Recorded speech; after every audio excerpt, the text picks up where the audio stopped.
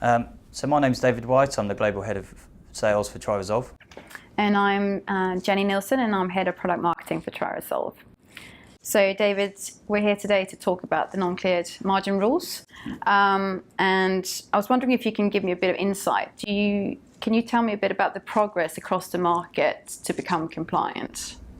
Yeah, sure. I mean, I think it's a mixed bag. I think some firms moved early and they negotiated the agreements they needed to, put new agreements in place and made the operational changes they needed to make, whilst other firms have taken a longer time to do that, and some firms have still got work to do.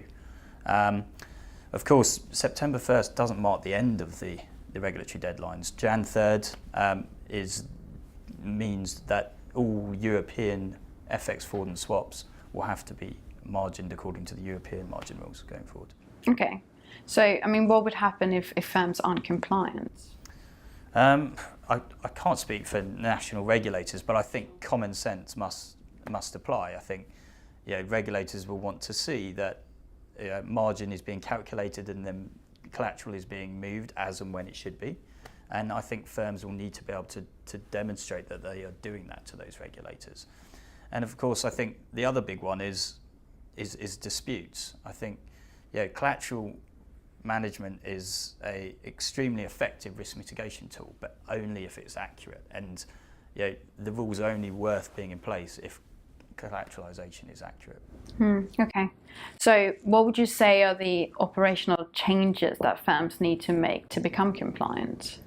Well, first of all, you need to be able to simultaneously calculate all the different margin requirements you're required to calculate. You then need to agree that with each one of your counterparties. And of course, in the event that you don't agree those margin amounts, you need an effective and robust dispute resolution method to resolve those disputes. Okay, right. So that sounds like a lot of work to me. Do you think that means that a lot more resources are required as well? Yeah, it certainly can do.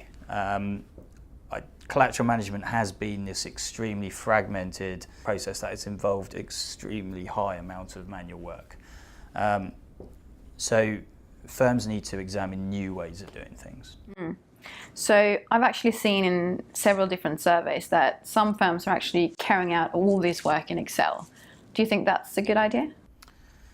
I think it can be done if you have a very small amount of agreements. But if you don't, with collateral management now a regulated function, and also with the price point and ease at which you can adopt a vendor solution, I think having robust controls in place makes much more sense.